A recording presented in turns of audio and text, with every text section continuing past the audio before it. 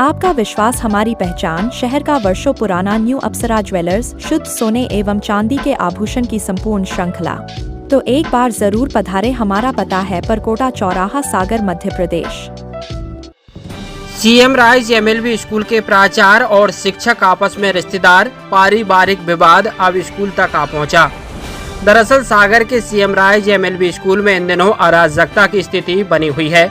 प्राचार्य व एक शिक्षक के बीच इस हद तक विवाद बढ़ गया है कि कैंपस में ही छात्राएं होने के बावजूद अपशब्द की स्थिति बन रही है। साथ ही स्कूल के व्हाट्सएप समूह में भी इस विवाद से संबंधित जानकारी डाली जा रही है, साथ ही डिलीट भी की जा रही है। इस कारण स्कूल की छात्राओं में खौफ है। पढ़ाई कम व विवाद ज़्यादा होने के कारण कुछ छात्राओं ने तो स्कूल से टीसी तक ले ली है, साथ ही कुछ छात्राएं स्कूल तक भी नहीं आ रहीं। बड़ी बात यह है कि इस बात की जानकारी जिला शिक्षा अधिकारी सहित आयुक्त को भी दी जा चुकी है, लेकिन किसी ने भी अब तक इस विवाद को सुलझाने के लिए जमीनी स्तर पर प्रयास नहीं किए।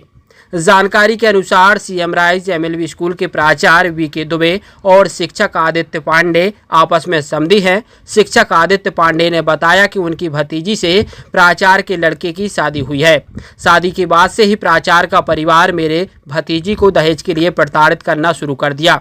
हम दोनों आपस में रिश्ते में समधी लगते हैं। इसी वजह से प्राचार्य द्वारा मुझे अलग अलग षड्यंत्रों में फंसाने की कोशिश की जा रही है।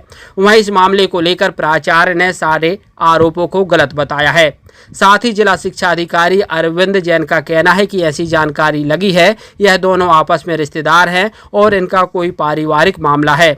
हमने इनको हिदायत भी दी है कि पारिवारिक मामला घर तक ही सीमित रखें, स्कूल में सिर्फ शैक्षणिक कार्य पर ध्यान दें।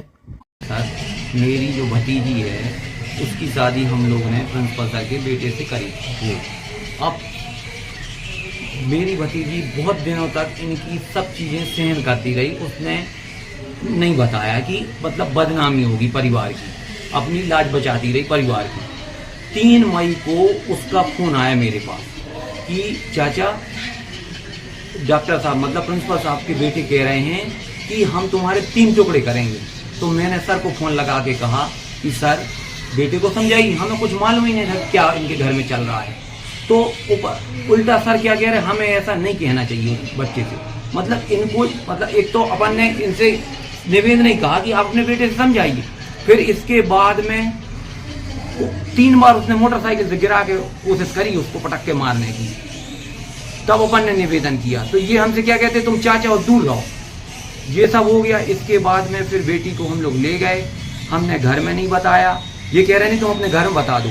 फिर दोबारा से लेके आए, फिर वही सब परेशान करना, मारपीट, खाने नहीं दे रहे। किस वजह से कर रहा है परेशान? सर एक तो इनको दहेज वगैरह चाहिए था और इनकी जो है न जाने क्या सोच है सर, न जाने क्या सोच है।